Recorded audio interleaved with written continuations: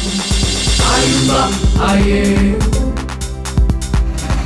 Aji Chineke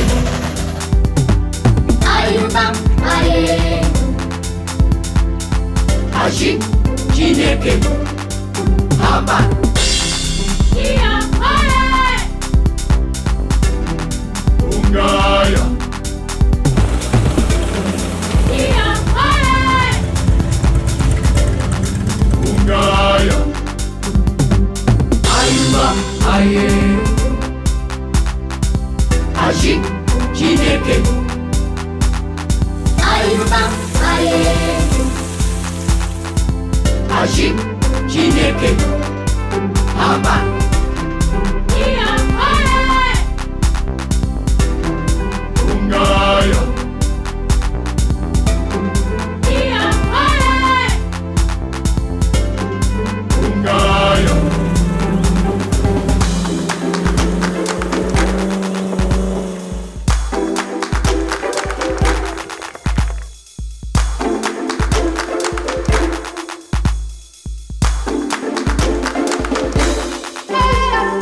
Singo ere mama, singo.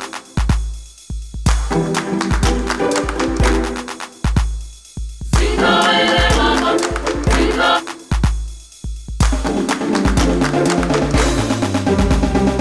Weo, weo, weo. Shakabaya kubaye.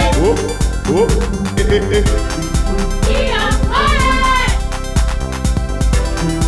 Ungaya Iya aye Ungaya Ayumba aye Aji Chineke Ayumba aye Aji Chineke Haba Iya aye Ungaya Iya aye Ungaya Ayumba aye Aji Chineke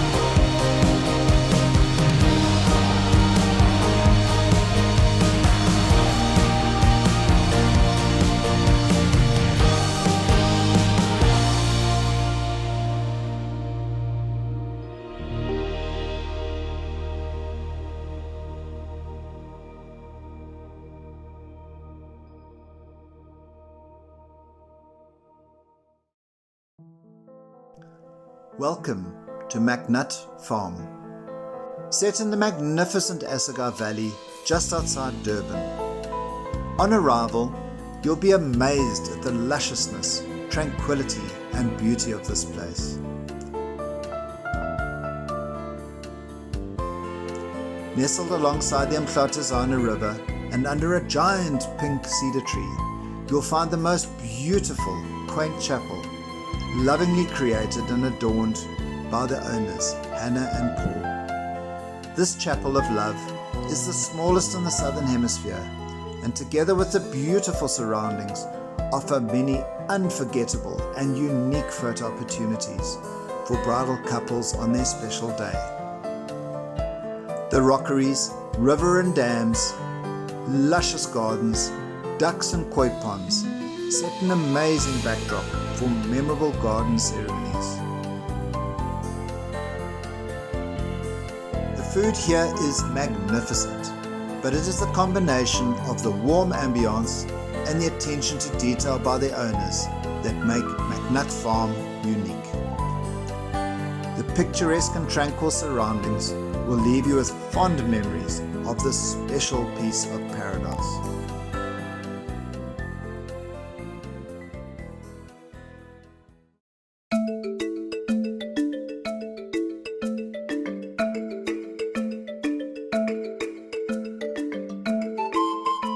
Now, what I'm going to be introduced to today is a community of people that really want the best for what is around them in hopes of engagement and empowerment.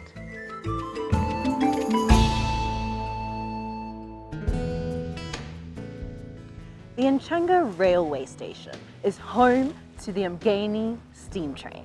Now, I'm not gonna lie to you, I may be more than a bit excited to go on my first train. I'm on my way, Mum! During the 2020 pandemic, 1000 Hills Tourism was kind enough to make sure that this place would keep on going. So, join me and learn a little bit more about our awesome history with trains, and who knows, maybe you'll even get to ride one.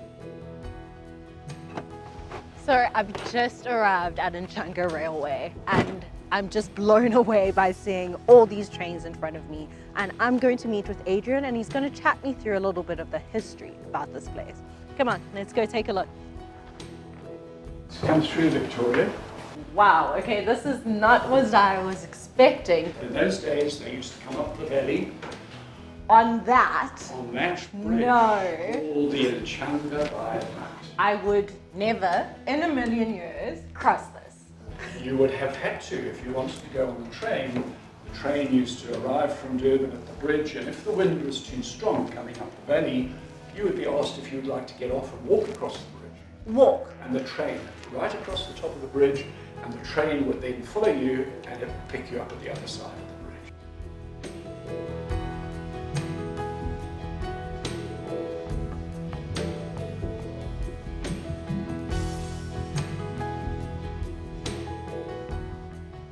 So Adrian, I want to say a very big thank you, and I can't wait to come again. It's a pleasure, Victoria. Please do come again. Come on the Mgeni Steam Railway train, which starts from Kloof Station and comes up to Nchanga, where we have a market. Wonderful. A pleasure showing you around. Thank you. I've really had the most incredible morning chatting to Adrian, and as you can see, seeing all these old trains, and what's really awesome is that they're getting repaired and will be operational. So if you can come here, I suggest that you do.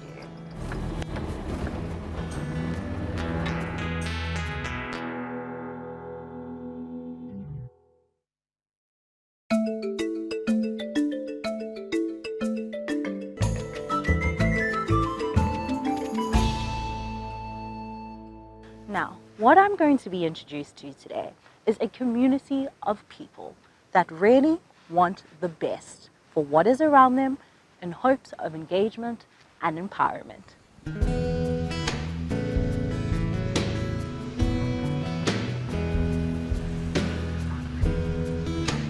I am on my way to the Kloof and Highway SPCA, and I am just so excited to learn about the behind the scenes of what's really happening. You know, there's a lot that they give back to the community, from various food schemes to a wonderful nature reserve.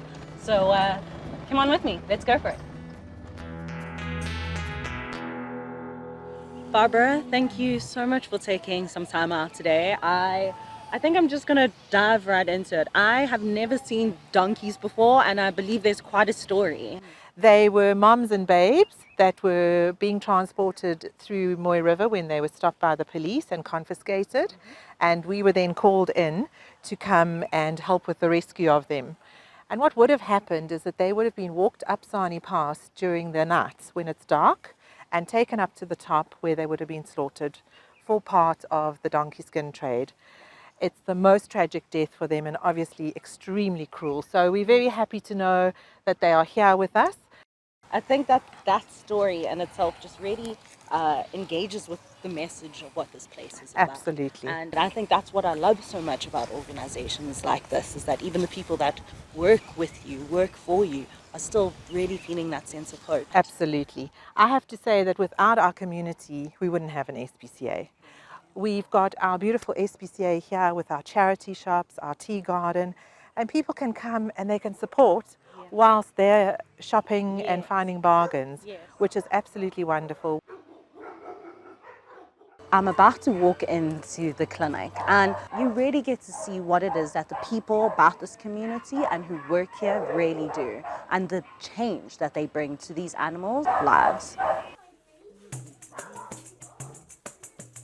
So I am on my way with Doctor, and his literal name is Doctor the Doctor, Doctor the vet, and we are on our way to a emergency pickup. Is that correct? Okay, so this is a first for me because I always assumed that this wasn't like a full-time thing. Doctors on call 24/7, and anything that they hear of, if there's a call in saying that there's been an animal that's been hurt, or there's something that they feel needs to be investigated with cruelty and treatment of animals, mistreatment rather, Doctor is there. He's the first on the scene.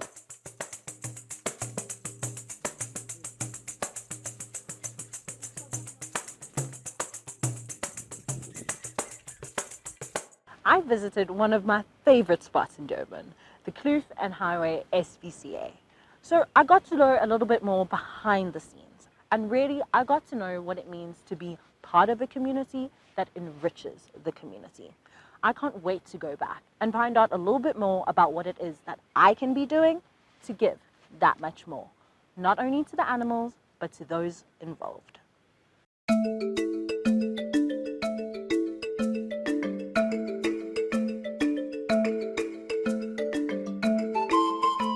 Now, what I'm going to be introduced to today is a community of people that really want the best for what is around them in hopes of engagement and empowerment.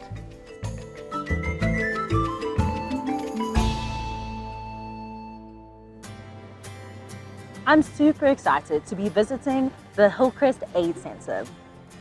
And what I've been told, they have an amazing coffee shop and a beautiful nursery. As you can see, there is loads of indigenous plants at a really cost-effective price and perfect little additions for your garden while supporting the community. I love your earrings. Thank you very much. Please tell me where I can get them. Wozamoy and Friends, that's where the only place that you can get beautiful jewelry. Right here. Right here. I'll be right back. At the heart of the Hillcrest Aid Center has to be Woza Moyo, which directly translated means come spirit. And you really feel that spirit when you understand all this apparel and these beautiful creative objects were made by the community, by the women of the valley who have been inspired and upskilled. Now, all this apparel sells locally, but fortunately has a huge international demand as well. This all helps to grow our beautiful culture and brand, and thus even further building these local communities. They've recently received funding for their bead loom project.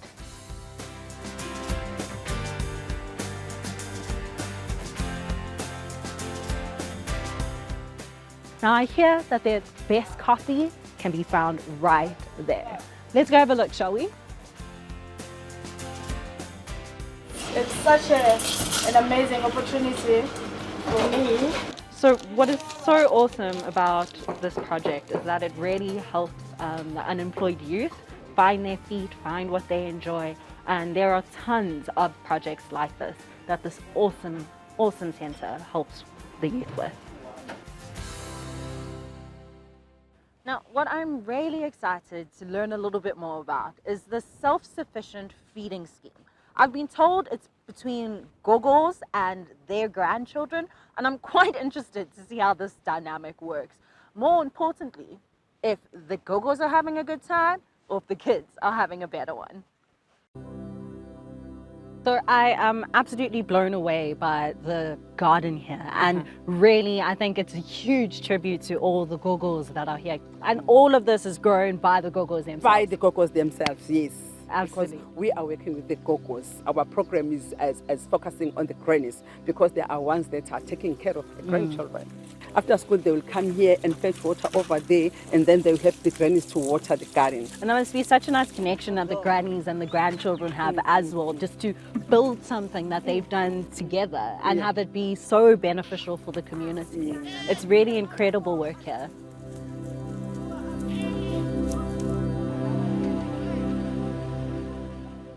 I have the great privilege of being here today at the Hillcrest Aid Centre Respite Unit, and I'm just about to chat to Svea, the head nurse, and she's going to tell me quite a bit about what this awesome place is. So Svea, please tell me this wonderful centre and the hard work you do here. What is it exactly? The Respite Unit is a 25-bed unit where we admit patients that are HIV positive, very weak, and if they don't have anyone to look after them at home, and those also with cancer for palliative care. Okay, wow, that sounds like a very heavy task, and I can just imagine that you being here and your staff being here just brings a warm presence to their lives. Is that what you feel? Yes.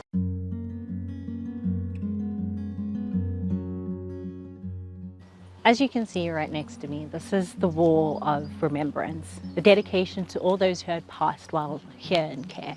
And I think more especially, it's a tribute to those who work here, to say thank you, to give this message of hope, as a reminder, in fact, to look after yourselves and those around you.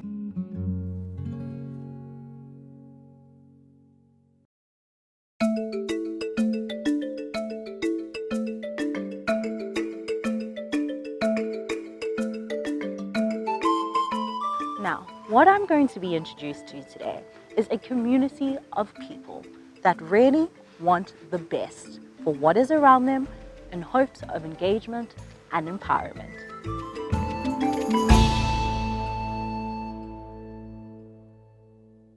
I'm going to be going to the Valley Trust that helps communities with limited means sustainably ensure their own good health. Now, for me, what doesn't spark joy and hope about that message? I'll be chatting to Cindy Keys, a project manager of the foundation who really wants you to experience what the Valley Trust has to offer.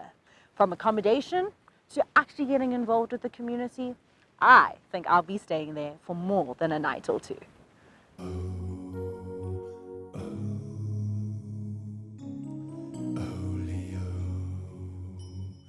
At the Valley Trust, we currently have 3 business units at the moment. We have the programs unit, we have the fundraising unit, and we also have the property unit. As you can see, we've got this huge complex. So our program specifically, our Khula Kahle Mntwana program, which means Grow Well Child, is looking at the child health and development within the communities. And we are targeting children who are 0 to 6 years of age, but for the HIV positive children, we also go up to the age of 9 years old. And we also have the youth development program, which is looking at youth development within the communities. It is mainly focused in the Wanyuswa area where we run the computer program, which usually takes 3 months, and sometimes we add other components of leadership skills and things like that, which takes us up to 6 months. As part of their property portfolio, the Valley Trust also offers very reasonable accommodation. Their backpacker rooms are available with 2, 3, or 4 beds and guests share communal bathrooms. The 30-bed facility is very comfortable with a lounge area, DSTV, a fridge, microwave, and pool table.